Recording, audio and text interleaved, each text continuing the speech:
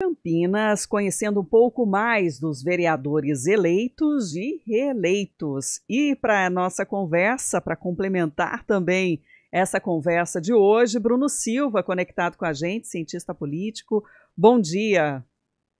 Olá, muito bom dia, Sandra, muito bom dia a todos os nossos queridos ouvintes e aproveitar desde já para dar bom dia também ao vereador Luiz Cirilo, que está aqui conosco hoje, né, nosso entrevistado. Luiz Cirilo do Podemos, ele que é advogado de profissão, mas está na política há bastante tempo, desde 2004, quando assumiu a suplência na Câmara de Campinas, depois foi eleito mesmo vereador pelo PPS a princípio, em 2011 trocou de partido, passando a integrar o PSDB. Em 2024 se filiou ao Podemos e foi indicado como líder da bancada na Câmara Municipal de Campinas, sendo reeleito para o 5º mandato consecutivo com 5.694 votos. Bom dia para você, seja bem-vindo, obrigada por ter vindo até aqui, Cirilo. Bom dia, Sandra, bom dia, Bruno, obrigado aí pela informação. E é sempre um prazer estar falando com vocês e eu quero aproveitar a oportunidade de cumprimentar todos os ouvintes da CBN Campinas. 20 anos aí, né, na vida pública. O senhor ainda se sente desafiado? Sim, eu acho que é sempre um desafio, e não é a cada início de legislação. Eu acho que todo dia o político tem que estar motivado. Essa é a grande senha, na minha opinião, de tentar fazer um bom mandato, principalmente ouvindo os ruídos da rua. A população, ela, de alguma maneira, ela se expressa às vezes, com detalhes que, às vezes, você dentro da Câmara, no seu gabinete, durante a sessão de plenário, você não consegue ouvir. Então, a sensibilidade da rua, ela acaba norteando como deve ser o trabalho do vereador. Uhum. E quando você ainda tem essa intenção de ouvir a população, eu acho que isso acaba motivando o seu trabalho, fazendo com que não vire, né, aquele trabalho monótono da primeira, da segunda, da terceira, da quarta, indo para a 5ª legislatura. Uhum. Eu acho que é esse o maior sentido, acredito, do legislador. E o senhor percebe, né, alguma modificação dos pedidos da população lá desde 2004 até agora?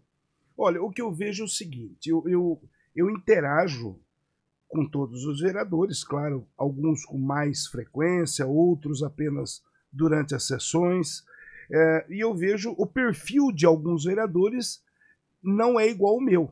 Tem muitos vereadores que atuam mais na parte assistencial, aquelas demandas, né? Tem mais demandas pontuais de carentes, bairros que precisam de pavimentação, tampar um buraco, cortar uma árvore. Eu também tenho essas demandas.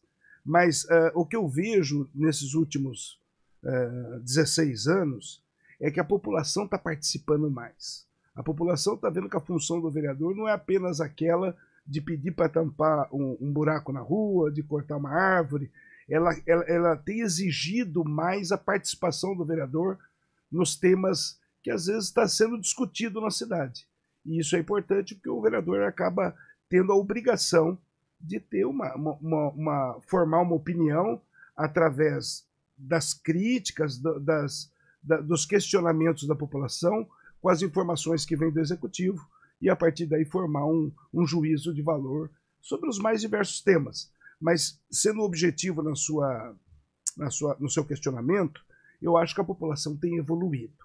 E ela evoluindo, ela acaba diversificando. Hoje eu tenho uma demanda que eu acho que é muito salutar, que eu tenho muitas pessoas, CPF, como eu também tenho muitas entidades que me procuram para apresentar projetos de leis que possam beneficiar toda uma coletividade, ou pelo menos parte dela. Então isso eu não tinha antes no início. Eu me tornei um vereador bem legislador.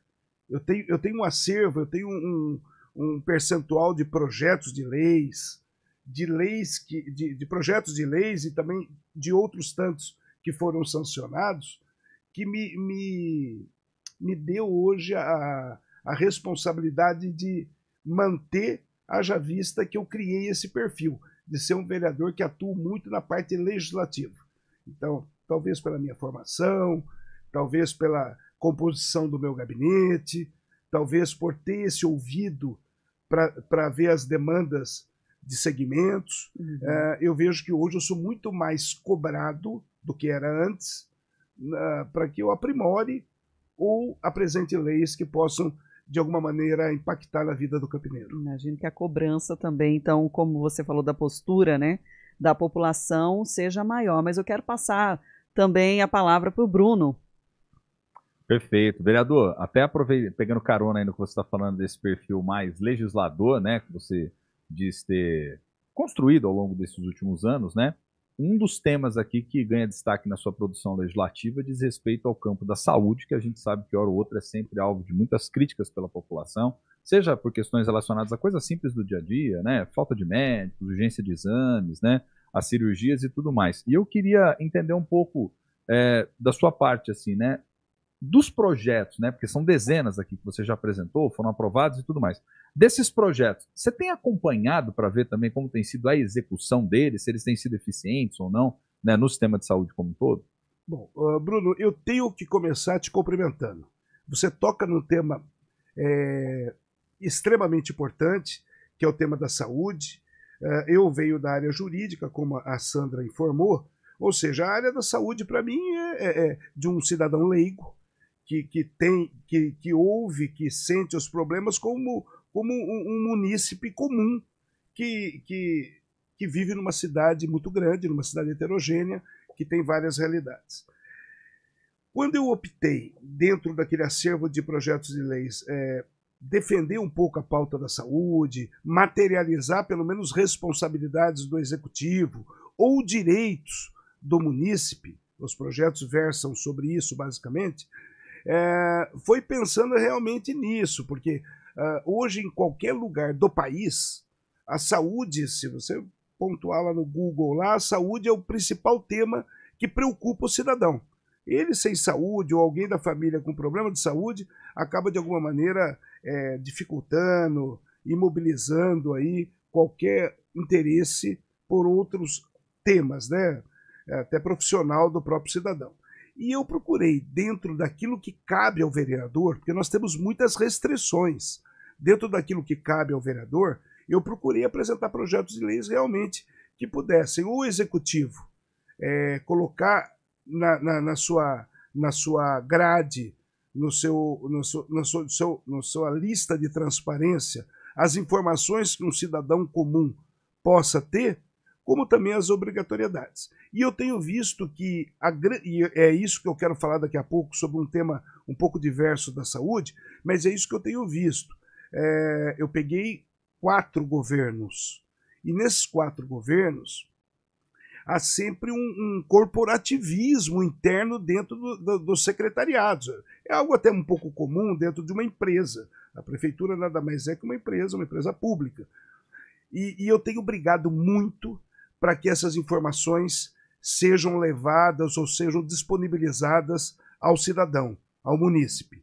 Hora ou outra encontro dificuldades, é aí que entram os requerimentos, aí que entram as minhas visitas aos secretariados, para que possa efetivamente atender uma lei. Porque a partir do momento que nós apresentamos um projeto, ele é discutido na Câmara, ele é sancionado pelo prefeito, daí não é mais faculdade do diretor, do secretário, do servidor, aí é uma obrigação dele deixar disponibilizado. Nós encontramos, sim, muitas dificuldades para a implantação da transparência que eu tenho brigado ao longo desses 16 anos. Mas é tipo da coisa, o sistema é difícil de ser mudado, né? A roda, ela não roda suavemente, você precisa sempre fazer pressão, cobrar, e a independência do vereador nessa hora eu acho que acaba facilitando. Eu tenho procurado, em todos esses mandatos eu acabei sendo vereador governista. Meus partidos sempre foram do arco de aliança dos prefeitos que ganharam. O que deveria facilitar essa relação. Olha, o bom relacionamento existe. O problema é a mentalidade, às vezes, do servidor, das dificuldades que ele aponta. Eu, por exemplo, Bruno, eu não estou mudando por nenhum momento o seu questionamento da saúde e sendo mais objetivo, eu tenho procurado cobrar transparência das leis que eu apresentei ou mesmo das outras mais básicas que nós temos na cidade. Hora ou outra encontro dificuldades e na medida que eu vou encontrando, eu tenho procurado ou levar aos prefeitos ou cobrar os próprios secretários para que aquela transparência, para que aquela obrigatoriedade seja cumprida. Ponto. Eu, por exemplo, hoje, nós tivemos agora, recentemente, a semana passada, a queda daquela ponte que caiu no Maranhão, né? Acesso ao Maranhão, que liga ao estado. E nós temos uma lei em Campinas, eu estou até conversando com a minha assessoria, eu quero já no início de fevereiro, eu quero cobrar o secretário de infraestrutura, se está havendo a fiscalização, porque eu apresentei em 2018 um projeto de lei que tornou-se lei, obrigando que seja divulgado no site eletrônico do município as informações de vistorias de pontes e viadutos. Ou nós vamos precisar cair uma ponte, um viaduto aqui em Campinas.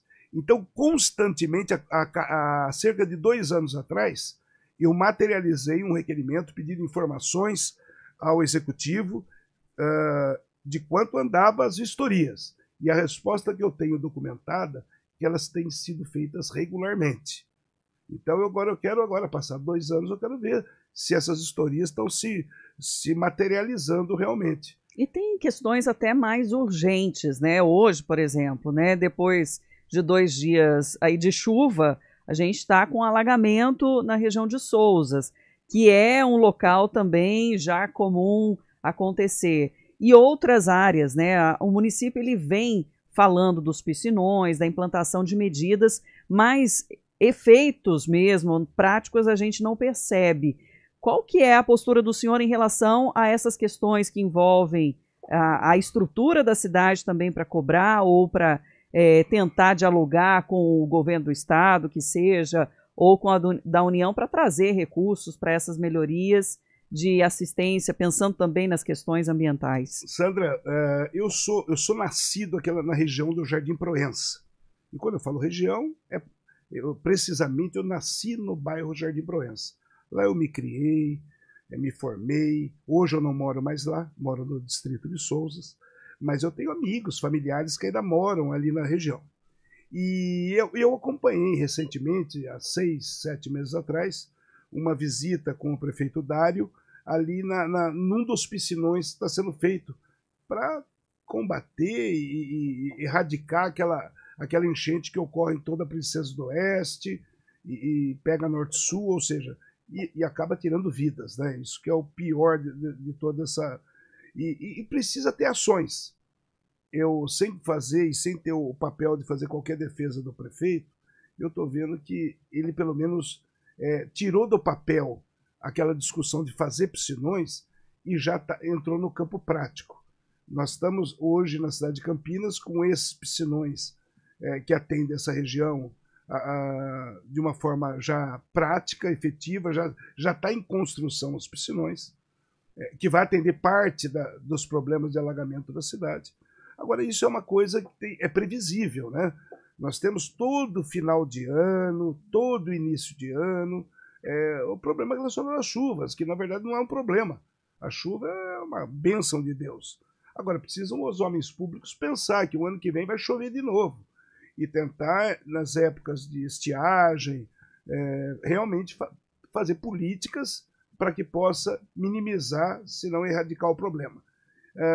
Eu tenho visto o governo Dário como tanto que ele foi reeleito com mais de 60%, teve uma aprovação expressiva popular.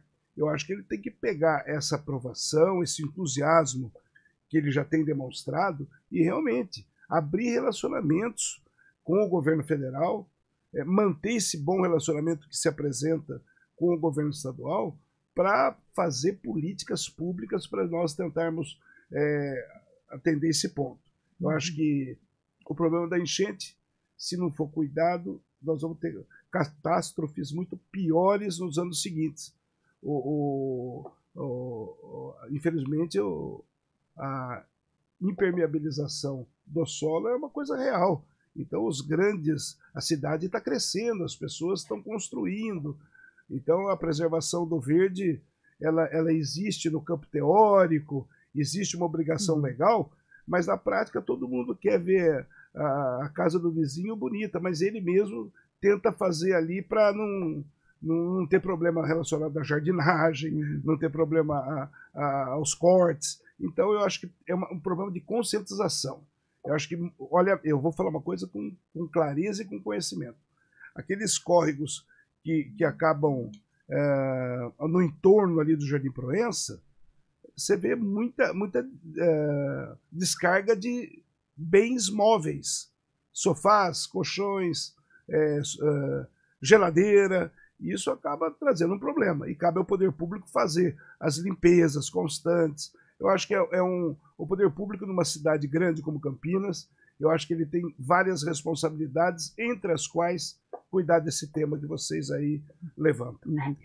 Queria trazer também um ponto, a questão da sua mudança de partido. O Podemos, de alguma forma, se fortaleceu também dentro da Câmara, mas como tem sido a articulação do Podemos na Prefeitura de Campinas, né? Agora a gente está vendo aí o Dário anunciando o novo secretariado. O senhor participou dessa discussão também junto com o partido e o governo? Bom, eu venho de um partido onde eu fiquei 12 anos, 13 anos, que foi o PSDB. Um grande partido, com grandes lideranças, não só locais, mas estaduais e no âmbito nacional. Só que tudo na vida tem o seu tempo, né? O tempo de você, talvez, despontar, crescer. E houve a possibilidade, houve um namoro com o Podemos. Eu conheci a deputada federal e presidente do partido, a Renata Abreu. Ela sinalizou que ela gostaria, que ela ficaria simpática com a possibilidade de uma ida minha ao Podemos. O presidente local é muito amigo, é o vereador Eduardo Magoga. Ele fez o convite, eu até brinco com ele, que ele fez o convite e de imediato eu aceitei antes que ele mudasse de ideia. E eu acabei dando sorte. Na política você também precisa dar sorte. Eu fui para um partido pequeno, o meu ingresso no partido tinha o compromisso de nós tentarmos reorganizar o partido, ou até melhor, fazer de forma orgânica um crescimento, trazendo bons valores, não se preocupando muito com estrelas, políticos que tivessem algum tipo de fama, ou na vida privada, ou na vida política mesmo, e acabou dando certo. Nós acabamos elegendo 3, saímos de um vereador, que era o Eduardo Magoga, passando a 3 vereadores, elegendo o vereador Herbert Ganem, que ele tem uma causa ambiental, focado bem na causa animal, né? E isso acabou com que fortalecesse o partido. Para que você possa ver, eu estou num momento hoje dentro do partido amplamente feliz. Você acaba se renovando, você acaba se revigorando. Porque quando você está no partido há muito tempo, sempre é o mesmo quadro, claro, um ou outro com alteração, mas o quadro é o mesmo.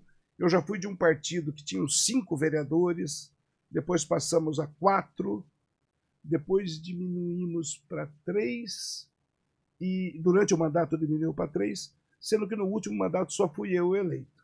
E ser um único vereador de uma agremiação partidária dentro daquela Câmara Municipal é algo muito difícil. Você não participa de comissões, a discussão é só dentro, pluripartidária. Você não tem discussão dentro do partido, você só está sozinho ali. Então isso é muito ruim. O partido grande tem as suas dificuldades por haver divergências, mas o partido, quando ele se torna pequeno, é algo indescritível sob o ponto de vista político. Porque você não tem como discutir, você não tem como defender propostas partidárias. E eu vi que no Podemos, logo quando eu entrei no início da janela, eu encontrei no vereador, presidente Eduardo Magoga, a possibilidade de a gente discutir. E hoje eu vejo que a gente está discutindo como a quarta maior força da cidade. Tirando o Republicanos, o PSB e o Partido Liberal, o Podemos se tornou a quarta força. E isso acaba aumentando a responsabilidade, mas acaba permitindo com que as pessoas deem ouvidos às bandeiras do Podemos. E tem alguma indicação para o secretariado? Temos. Para a Secretaria do Clima e do Meio Ambiente, que é o Verde, né, nós pretendemos indicar, aliás, já direcionamos o nome do Ganem, indicado por todos nós, né, inclusive pelo Ganem, que é o Adegas. O Adegas foi secretário municipal ali da cidade de... fugiu o nome agora. Santa Bárbara do Oeste. Tem experiência nesse tema. Aliás, ele foi um dos que, anos atrás, na criação do secretariado de Santa Bárbara do Oeste, o prefeito criou a secretaria e incumbiu a ele de estruturar, ou seja, é um quadro extremamente importante.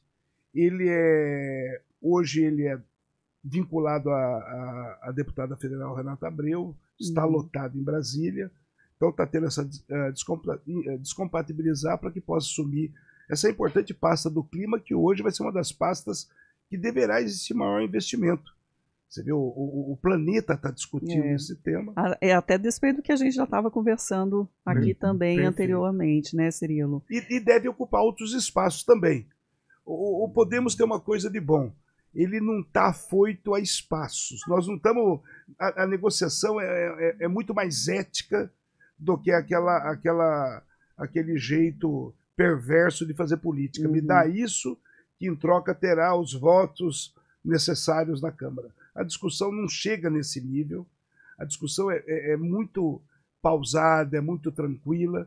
Indicamos o nome do possível secretário, que pode ser anunciado ao prefeito, claro que ele tem o livre-arbítrio, e a expectativa nossa é que já para 1º de janeiro nós tenhamos o primeiro secretário. Outros espaços estão sendo discutidos para que a gente possa contribuir, indicando um nome, o prefeito avalia se realmente contempla e possa contribuir, e assim faremos uma gestão, ao mesmo tempo que independente, uma gestão participativa.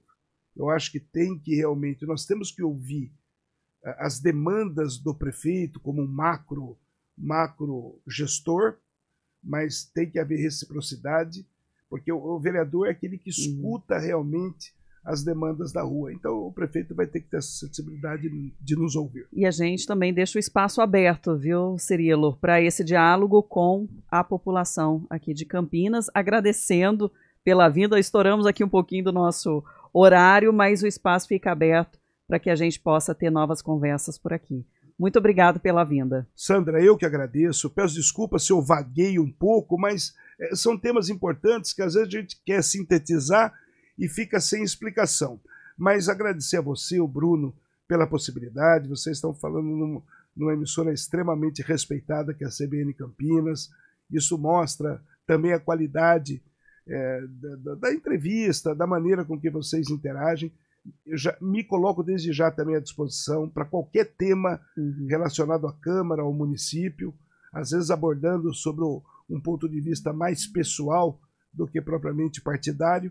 E com isso eu quero aproveitar a oportunidade que você me dá, quero cumprimentar todos os ouvintes, né? Nós estamos muito próximos do final do ano, desejar aí um 2025 abençoado, que possamos, cada um na sua profissão, cada um na sua atividade, ser um ano de muitas realizações. Que a imprensa continua tendo esse papel fiscalizador, questionador, imparcial, que é salutar até para a vida pública, e que nós sejamos responsáveis.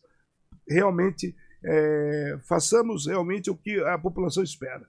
O vereador tem que fazer leis, tem que fiscalizar o executivo, e na medida que as coisas vão ocorrendo, dando informações para que vocês divulguem, propaguem para toda a população. Estaremos de olho, né, Bruno Silva? Estaremos de olho. Obrigado, vereador. Obrigado a todos os nossos queridos ouvintes. Até próxima segunda-feira. Até, Bruno. Um ótimo fim de semana aí para você também. 11h04.